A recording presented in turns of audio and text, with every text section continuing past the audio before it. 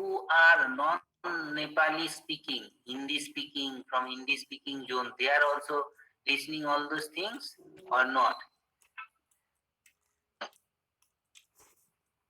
Actually, for them only I used to talk in English because you know Nepali, and for most of the people, the Nepali is the mother tongue, so it is easy to understand in Nepali. Anyway, are they present or they do not? No, sir. Okay. So as in the previous class we told that previously the bovine insulin, insulin from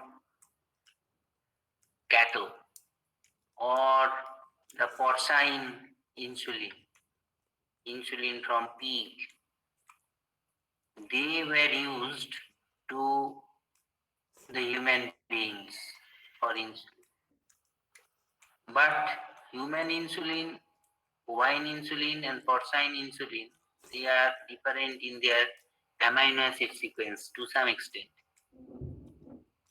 And as it is not bovine insulin and porcine insulin is not a human insulin, it is a these proteins are foreign proteins for the human body.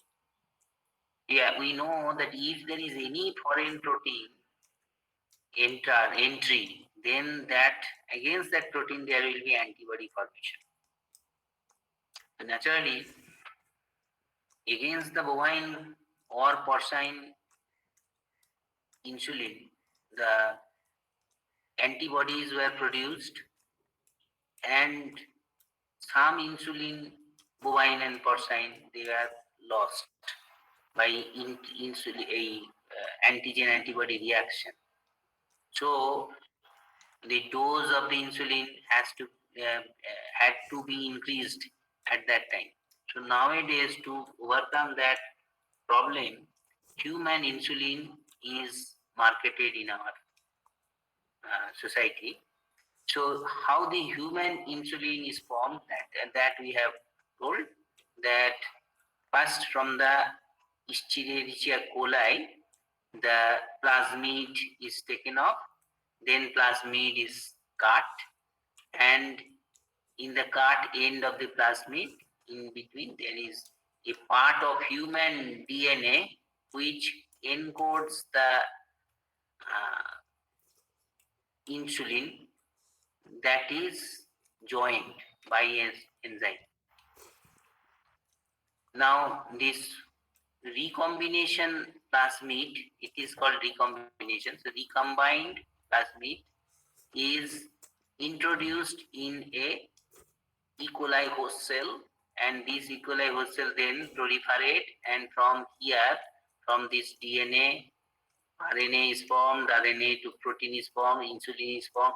So this insulin from the Escherichia coli by DNA recombinant technique is produced. It is in human insulin, and that is marketed. And the people who are suffering from diabetes mellitus type 1 or the childhood diabetes, they are injected with this human insulin. Diabetes mellitus type 1, right? For that insulin is used. And for diabetes mellitus type 2, the problem is either in the insulin receptor or the insulin action, or there is some excess neoglucogenesis, etc. For that, diabetes mellitus 2 is there, and that is why the oral hypoglycemic drugs are used for diabetes mellitus type 2. So, in the previous class, I rather skipped many things. So, although you have to read it through Tripathi's book. Generally, you follow that. Still, it will be easier to follow all those things if you have a primary idea about these oral hypoglycemic drugs like tolbutamide, acetohexamide, tolazamide, glipizide, glyburide. These all oral hypoglycemic drug, they attaches to the beta cell receptor. Beta cell means, you know, that alpha cell and beta cell of pancreas, islets of Langerhans, so beta cell. This beta cell has receptor that is called sulfonylurea receptor. And this oral hypoglycemic drugs attaches this sulfonylurea receptor of beta cell and block ATP sensitive potassium channel. So if the ATP sensitive potassium channel is blocked, then the voltage gated, the cell, beta cell is depolarized and the voltage gated calcium ions are open. So through this voltage gated calcium ion, calcium enters and kicks the insulin full vesicles outside and insulin is released. So naturally, when ATP sensitive potassiums are blocked, then the calcium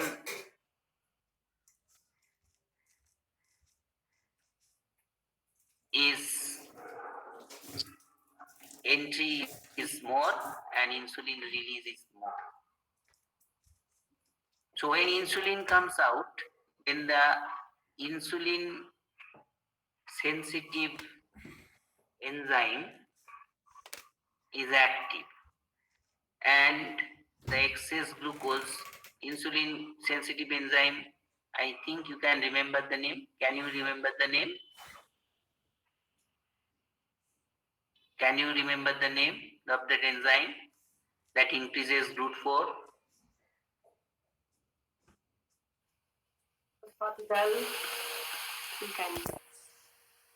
Phosphatidyl 3 that will be more. So naturally GLUT4 will be more and GLUT4 upregulation will cause more glucose intake inside the muscle cells, skeletal muscle cell. So insulin is working in that way. Now, in persistent hyperinsulinemic hypoglycemia of infancy, here dioxide is used that opens potassium channel. When potassium channel is opened, so potassium goes out. Potassium channel open, through that channel potassium flows out of the cell. The cell, beta cell is hyperpolarized, not depolarized, right? Because potassium is out. So naturally, in the hyperpolarized cell, calcium entry will be less. So calcium entry less means insulin release is less. In that way, this drug works. And peripheral utilization of glucose also hampered by this dioxide. Then most important, most commonly used drugs are metformin. And in metformin, gluconeogenesis is depressed, so glucose production production from the liver is less, and hepatic glucose output, that means you know that the liver cells secretes glucose, that secretion is also less. Naturally, blood glucose level goes down. This is one of the biguanides. Then troglitazone, rosiglitazone, they activate the peroxisome proliferator activated receptor gamma, PPAR gamma, and transcription of insulin responsive genes are there. So peripheral utilization of glucose is more because more insulin transcription, more insulin production, more insulin dependent enzyme action, more GLUT4 upregulation, more peripheral utilization of glucose that occurs. Up to this clear? Yes, sir. Now, beta adrenergic agonist. Beta adrenergic agonist, I am telling agonist. Glucagon, theophylline, they all increase the cyclic AMP and insulin release is more. That means if the beta adrenergic agonists are given, then what happens? The blood glucose level increases because this denotes the sympathetic stimulation like things. Glucagon also increases the blood glucose level. So when blood glucose level is more, naturally to take up that blood glucose, the insulin release must be more. In that way you can remember. Then catechol amines. Don't write ENE. This is epinephrine. This is norepinephrine. Again you see this is alpha adrenergic receptor mati काम गर्छ, it acts on adrenergic receptor and decrease insulin release. Parasympathetic stimulation through M4 receptor of beta cell causes calcium release from the endoplasmic reticulum and increases the insulin release. Again, calcium is more, insulin secretion is more. Galanin from autonomic nervous system causes opening of potassium channel. Naturally, potassium channel opens means potassium from the cell goes out. So calcium entry into the beta cell is less. Naturally, insulin secretion is less. So, you see, if there is parasympathetic stimulation, then insulin release is more. If there is catecholamine secretion, insulin secretion is less, because when catecholamines are secreted, when there is stress, and immediately to combat stress, the blood glucose level must be high at that time. So that is why there is decreasing insulin release. Up to this clear? Yes, sir.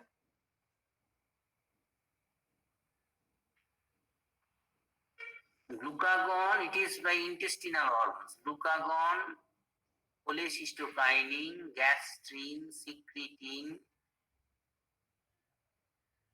intestinal peptide increases insulin release. Glucagon-like polypeptide increases calcium influx in the beta cells and release insulin. Potassium depletion decreases insulin release. So you see the cholecystokinin, gastrin, secretin, cholecystokinin all increases insulin release. This is important. That's all. Now, long-term changes.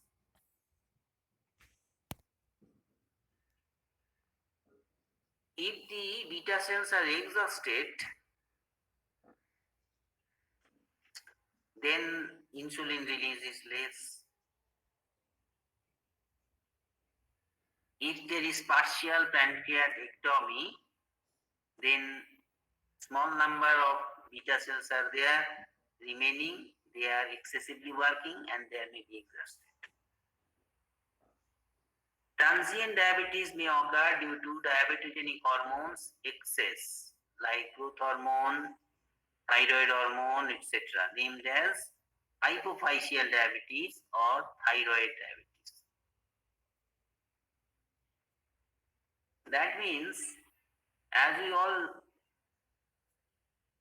recapitulate, when there is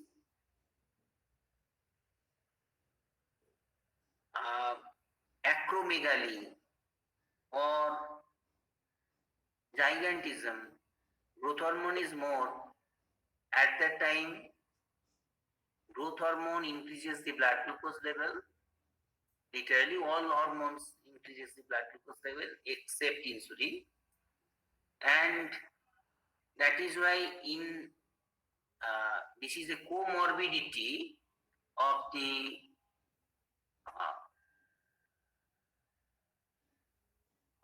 condition of gigantism or acromegaly. Comorbidity is diabetes because growth hormone is more. And in thyroid hormone excess also, there is increase in the blood glucose level. So that is thyroid diabetes. Permanent diabetes after discontinued treatment of thyroid is called metathyroid diabetes. And I think you can remember that in any case, if the cortisol is high, that also causes high blood glucose level, because cortisol is a stress hormone, and to combat stress, maybe physical, maybe mental, the blood glucose level must be high, because at that time to take that energy, the source of energy expenditure is carbohydrate, glucose. Now, animals lacking IRS1 production produce more insulin, and animals lacking IRS2 production less insulin. Those are animal experimental things. So I think it is now in this level, it is not so important. So first 3 points, please remember. Now for your examination point of view and for your as a physician also, you must know how blood glucose level decreases, how blood glucose level increases, and if there is balance, we are normal. So how blood glucose level is controlled in our body, sometimes the question comes in university like this. So if the question comes, SAQ comes, that how the blood glucose level is maintained in your body, then in those points you have to write that Blood glucose level decreases mainly by exercise. And now, in exercise, what happens? The utilization of glucose by the cells, muscle cells, exercising cells are more. Number two, the exercising muscle, there is activation of the enzyme, that is exercise dependent enzyme. Can you remember the name? AMP activated kinase. 5' AMP activated kinase. So naturally, 5' AMP activated kinase increases the GLUT4 number in the membrane of the cell. Naturally, the GLUT4, glucose transporter 4, catches the glucose from blood, to be more correct, from the extracellular fluid and enters into the. So, glucose from the blood enters into the muscles. Which muscle? Skeletal muscle, working skeletal muscle. Then increase glucose entry for several hours after the exercise is over.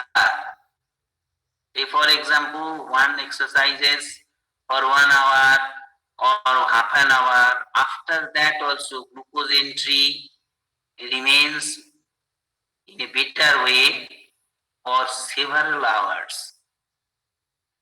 So diabetic patients are given exercise not for the whole day. We just tell them that at least 10,000 feet per day is what. Do it briskly so that your excess glucose can be utilized. And excess glucose before utilization must enter into the muscle. And that is why for half an hour to 1 hour minimum you work briskly, because that short period of exercise will cause the glucose entry for several hours. Then the increased absorption of injected insulin, that means the insulin sensitivity to the tissues will be more. Absorption will be more, sensitivity will be more. So utilization of glucose by the cells of the viscera and the muscles will be more. Naturally, in that way, blood glucose level decreases. Now comes how the blood glucose level increases. As you know, all hormones except insulin increases the blood glucose level, normally growth hormone. So growth hormone increases the blood glucose level, increases the free fatty acid leading to increased ketogenesis, increased glucose secretion from liver. That is why from the liver glucose is pumped into the blood. Decreased glucose uptake by peripheral tissues. Tissue binding to insulin is decreased. Decreased tissue binding of insulin in the tissues. So the blood glucose level increases. So these are the points what growth hormone does. Now another hormone, catecholamines, that means epinephrine, norepinephrine mainly, and dopamine also. They are called catecholamines. They also increases the blood glucose level by liver glycogenolysis followed by glycogen synthesis. Blood lactate goes up and its oxidation gives calorie, and hepatic glucose output is increased. In that way, catechol amines, epinephrine, norepinephrine, increases the blood glucose level. Another hormone is glucagon. Glucagon increases the blood glucose level. As we all know, glucagon is secreted from the alpha cells of the islets of Langerhans. Can you hear me? Can you follow me? Yes, sir. It has 29 amino acids. If you cannot remember how many amino acids, no problem. You remember that glucagon is a polypeptide hormone, that is enough, and produced from the alpha cell of pancreatic alpha cell of islets of Langerhans, that is enough. GITL cells also, brain also produces glucagon, that is for higher study people. You remember alpha cell, that's all. And acts through cyclic AMP or phospholipase C, as you know, all the protein hormone acts and functions and increases the blood glucose, increase glycogenolysis, glycogen breakdown, glycogenolysis, lysis means breakdown, neoglucogenesis means glucose formation from non-glucose substances, neoglucogenesis means formation, lipolysis, ketogenic, etc. Because if the lipolysis is there, from their ketone body, excess lipolysis causes ketone body formation, so ketogenic in nature. And when the glucagon secretion is more, alanine, serine, glycine, those amino acids, cholecystokinin, cortisol, acetylcholine, exercise, they all increases the glucagon secretion. And decreasing glucagon secretion and glucose, somatostatin, secretin, FFA, and insulin. The most important thing, as I already told, I think I forgot whether I told, I think I have told. The ratio of the glucagon and insulin in our body. When we are taking the dal bhat, vegetables, a piece of fish or meat or eggs like that, it is a mixed diet and we are normal. In that case, insulin is to glucagon ratio is equal to 2.3:1. 2:1. Insulin is more, glucagon is less. Right? 2.3:1. That is the normal ratio. If we fast, because there are different type of fasting. That fasting means don't think that what you have from your very childhood you have heard about fasting. Somebody is fasting in IOM, not taking anything and injecting glucose and everything. That is not fast. That is a natok only. Actual fasting, not taking anything. At that time, the blood glucose level drops. So blood glucose level drops, so the insulin is, if on the top of it insulin is more, then the remaining blood glucose also will enter into the fat cells and cells, fat cells and the skeletal muscle cells. So blood glucose level will be dropping to the hypoglycemic condition. So you know that hypoglycemia is dangerous. Hyperglycemia is not so dangerous. Hypoglycemia is dangerous. If there is excessive hypoglycemia, glucose level goes down up to 30 milligram per deciliter, there will be coma. I think you can remember all those what happens if the blood glucose level drops. I am again showing you the same. That is most important. If the blood glucose level drops, what happens? I think I have shown when 80 milligram per deciliter insulin secretion stops, right? 70 milligram per deciliter glucagon, epinephrine, growth hormone secretion starts to increase blood glucose level. 60 cortisol is high, that means that there is stress, cognitive dysfunction. 30 coma, below 30 brain damage. So when already the blood glucose is less, at that time insulin glucagon ratio alters.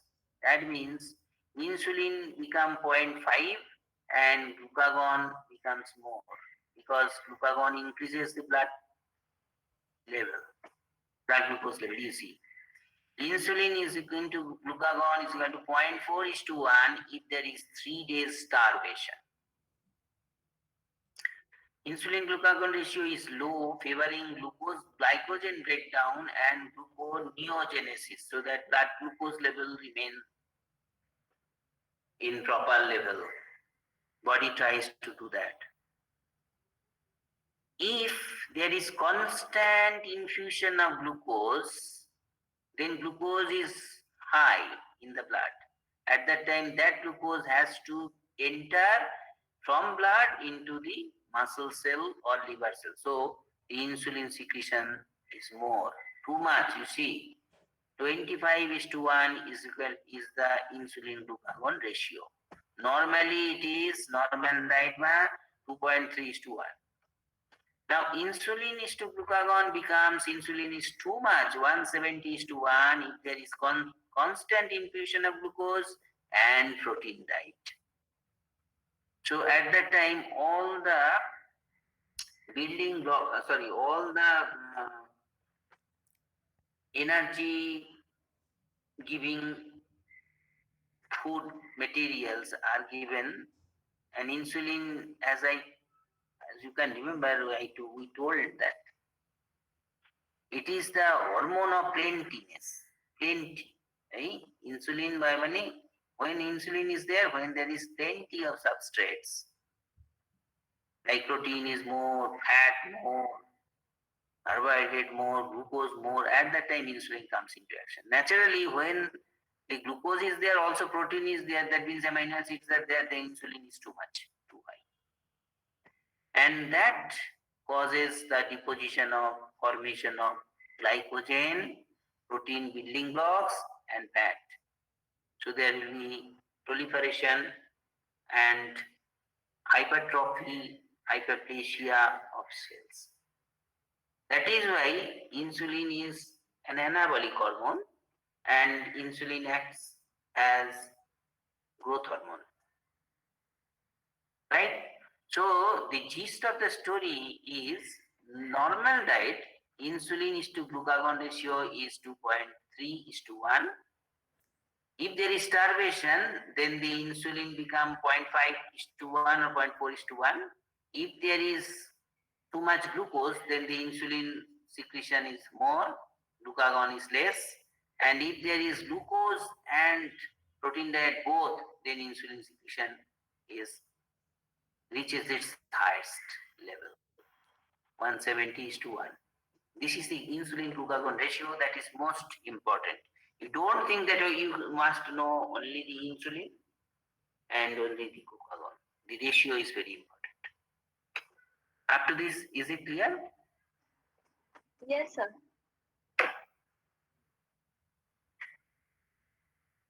Besides Deepika, others are listening? Yes, sir. Yes, sir. Okay. Now comes the macrosomia and other things that you know already know, but still. If the diabetic mother, if the pregnant lady is pregnant is diabetic, or ladies are pregnant, so if the pregnant is diabetic, then the infant, the fetus may be very big, and that causes some problems in parturition. What happens during the pregnancy if the pregnant lady is diabetic, her blood glucose level is very high. That blood glucose, excess blood glucose enters into the fetus. The fetal pancreas, fetal pancreatic beta cells, become very active. It increases the blood insulin secretion in fetal body. The insulin is an anabolic hormone. It acts like a growth hormone. So the growth of the fetus is big, it's excessive. That is why the fetal body becomes bigger in size, and that is called macrosomia. Macro mane thulo, somia mane body. Macro means big, soma means body in Latin. Now, caused by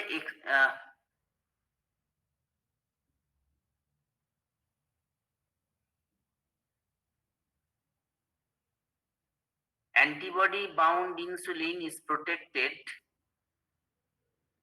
so it reaches fetus.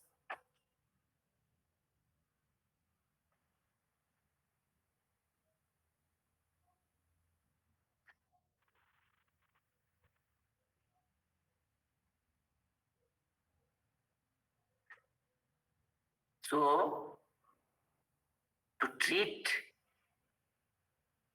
the insulin, the blood glucose level of the pregnant lady has to be controlled. This is the gist of the story. Then,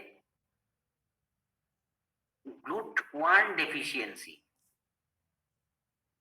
Infants with GLUT1 deficiency, that is glucose transporter 1, because we know about glucose transporter 4, it catches glucose and comes when they are internalized generally in the endosomes. When the insulin dependent enzyme or exercise dependent enzyme comes into action, then GLUT4 comes up from the endosomes and attaches to the cell membrane of the skeletal muscle cell, and then they catch the glucose. That is GLUT4. Another is glucose transporter 2, we read in kidney and in hormone also, or in GIT also.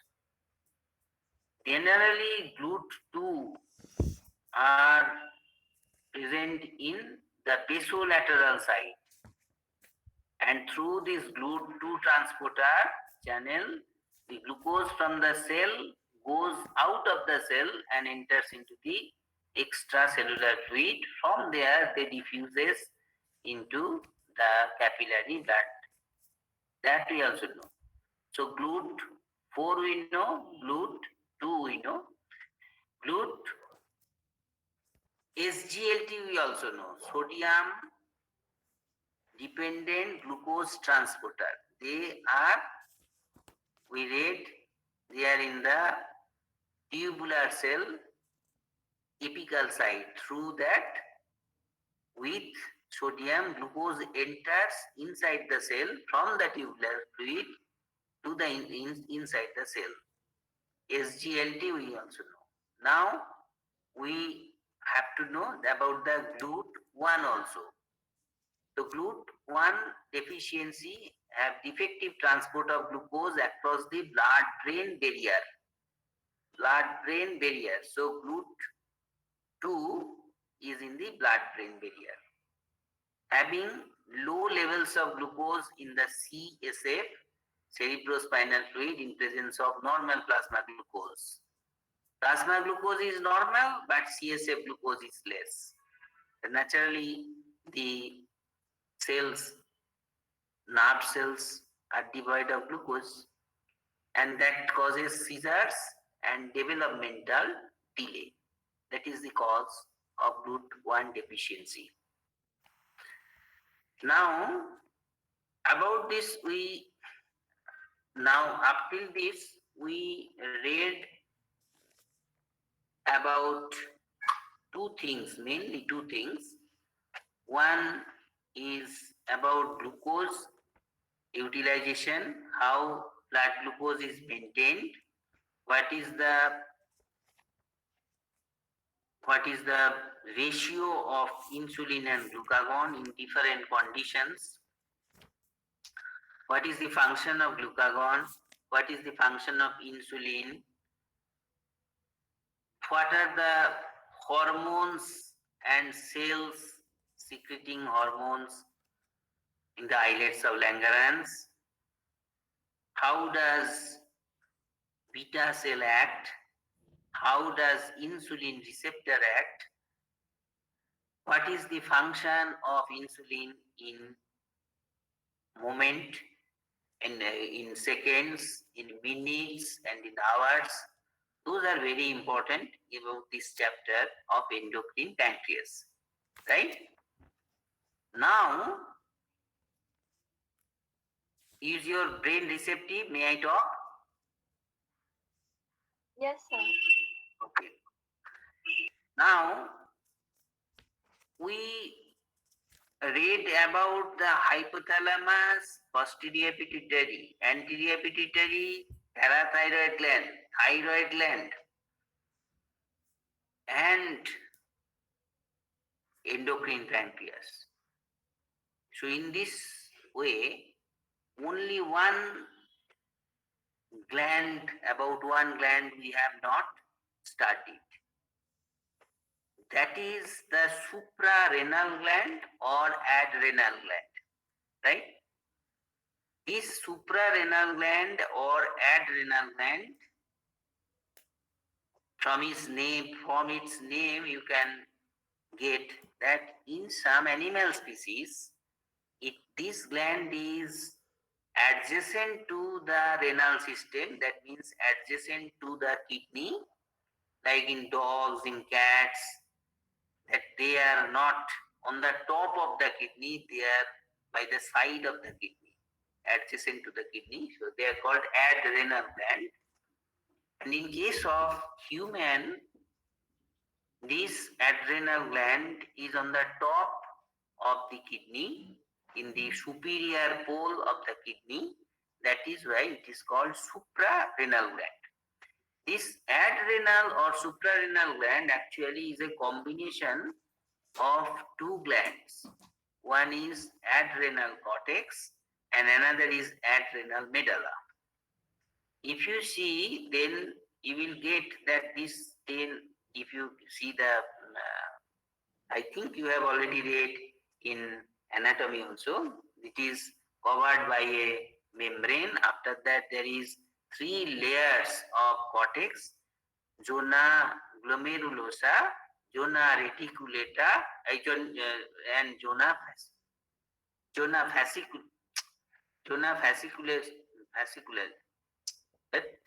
Zona glomerulosa, zona fasciculata, and zona reticularis, right?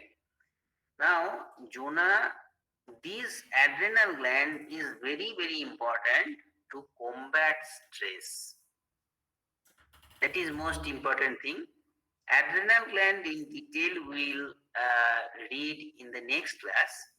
Now, I will talk a little about the stress and how the stress is combated. This is interesting. So you know the stress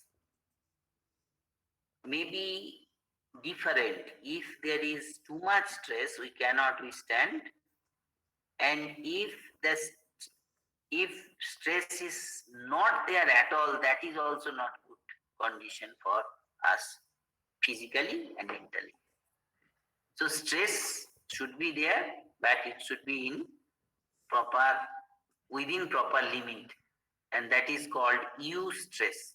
Eustress. EU means be good. Stress. Eustress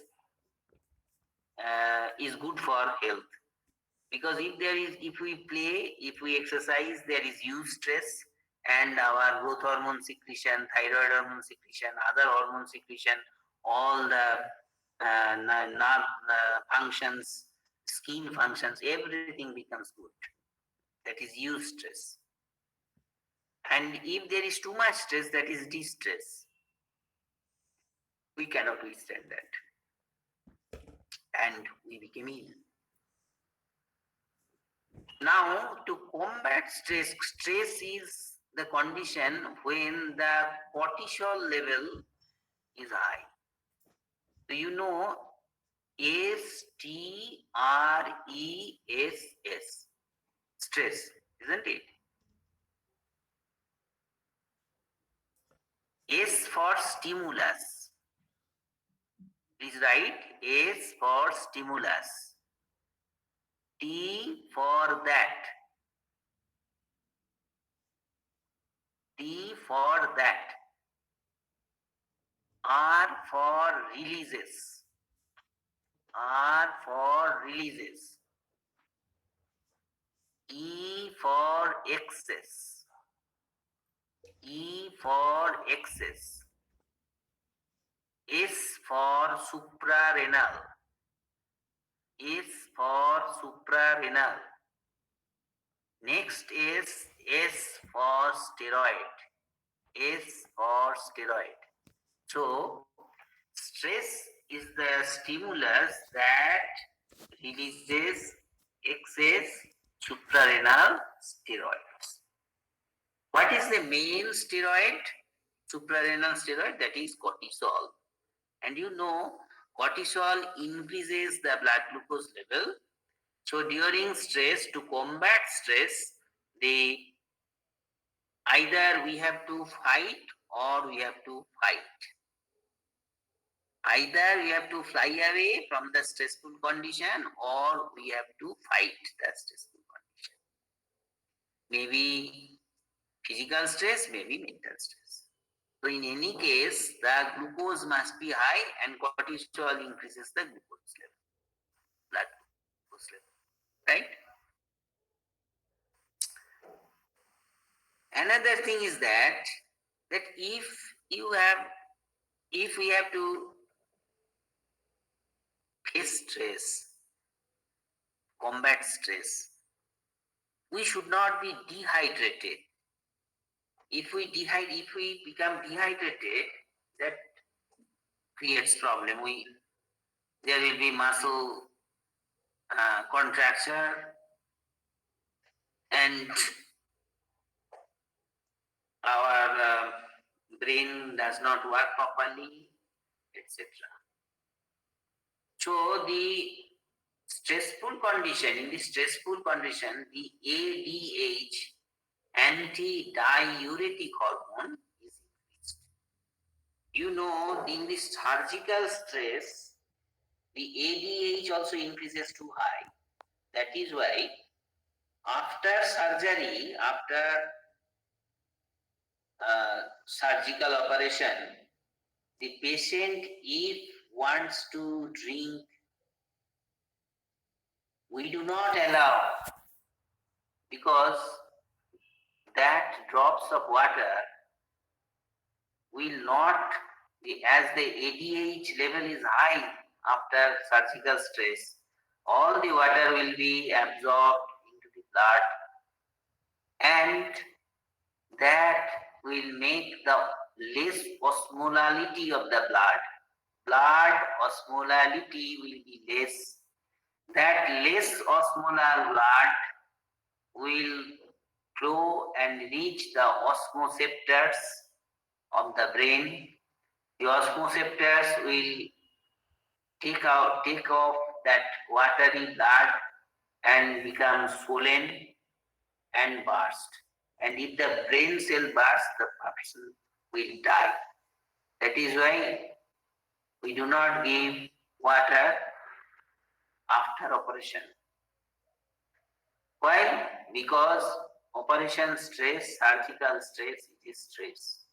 So in other stresses also, even in eustress, in physiological stress or in exercise stress or any stress, the ADH is high. That keeps the water in the body and prevents the dehydration. ADH also increases the CRH secretion. ADH also increases the CRH secretion and ACTH secretion. Right? So if there is CRH, more CRH, ACTH, then cortisol secretion is also more. In that way, ADH, acetylcholine and cortisol, in that line also the hormone acts. And as you know that cortisol is stress hormone, it increases the lipolysis, protein depletion, blood glucose level becomes high. All those things, all the raw materials for energy production are available in stress condition due to high cortisol level. Besides that, the cortisol, you know that cortisol is the product of cortex, adrenal cortex, zona fasciculata. Zona glomerulosa secretes aldosterone, zona fasciculata, cortisol, cortisone, corticosterone, and zona reticularis, adrenal sex steroids. They secrete. So here, cortisol comes from the in stress condition. Cortisol is coming out from the zona fasciculata of the cortex. Which cortex? Adrenal. Now, in the stress condition, epinephrine and norepinephrine also increased. Epinephrine increased, and epinephrine and norepinephrine comes out from the medulla. Which medulla? Adrenal medulla. Because adrenal medulla produces catecholamines. These catecholamines are epinephrine, norepinephrine, and dopamine. So epinephrine comes when the stress is known.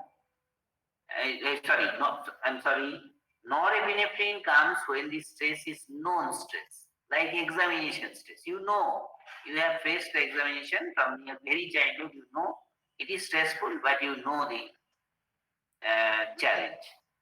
But if the challenge is unknown, like an accident, a person makes an accident, at that time, in human being, instead of norepinephrine, epinephrine secretion is more. Unknown stress. In both the cases, maybe epinephrine, maybe norepinephrine, in any case, stressful case, the epinephrine, norepinephrine comes, and as you know, the epinephrine, norepinephrine, they also increase the blood glucose level to combat stress. So these are the hormones that helps to combat stress. One is cortisol, main. Another is epinephrine and norepinephrine, catecholamine. Another is ADH. Right? Up to this clear? Yes, sir. This is the way, this is the hormonal way we combat stress. Another way is there to combat stress, that is the neural way. whenever we face stress, at that time the sympathetic stimulation is there. Autonomic nervous system you have already read. So please recapitulate. In stressful condition, when to combat stress, the sympathetic stimulation is there. The naturally sympathetic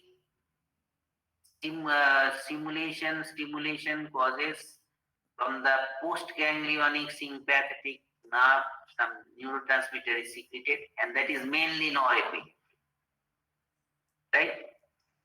Another thing is that there is some sympathetic cholinergic nerve that dilates the skeletal muscle blood vessels, that dilates the skin vessels also. Sweating occurs, etc. And skin vessels are constricted. So to fight or fly away, at that time, if there is a scar in the skin, the blood oozing will be less. That is also by sympathetic stimulation. So sympathetic stimulation when occurs to combat stress, what happens? You can recapitulate. First, the brain becomes active. Second, the eyes, pupil of the eyes become dilated so that clearly you can see the light, more light can enter into the eye, retina. Then the all-round activities of the heart, chronotropic, dromotropic, inotropic, atmotropic effect, positive osmotropic, positive inotropic, positive chronotropic, positive chromotropic, all effect will be there in the heart. So all-round activity of the heart will be increased. The respiration will be rate and depth will be more, so that there is good ventilation. That is why bronchodilation is there instead of bronchoconstriction. Bronchodilation is there for good hyperdiaphragm for good ventilation and gaseous exchange. Then the constriction of the sphincters will be there. Urinary sphincters closed, anal sphincter closed, and the secretion of the GIT and other secretory organs, that the secretion will be less. More blood will be flowed. More blood flow will be there. Because of vasodilation in the skeletal muscle, working muscles. So in that way, through the autonomic nervous system also, we combat stress. So to combat stress, there are two ways. One, as I told previously, hormonal way, where cortisol, ADH, epinephrine, norepinephrine, those are the main hormones that play to combat stress. Another way to combat stress is the neural way, where the sympathetic nervous system mainly comes into action. Am I clear to you? Yes, sir. So today, up to this, we read about the insulin glucagon ratio, about the function of glucagon, about how the drugs act, etc. Mainly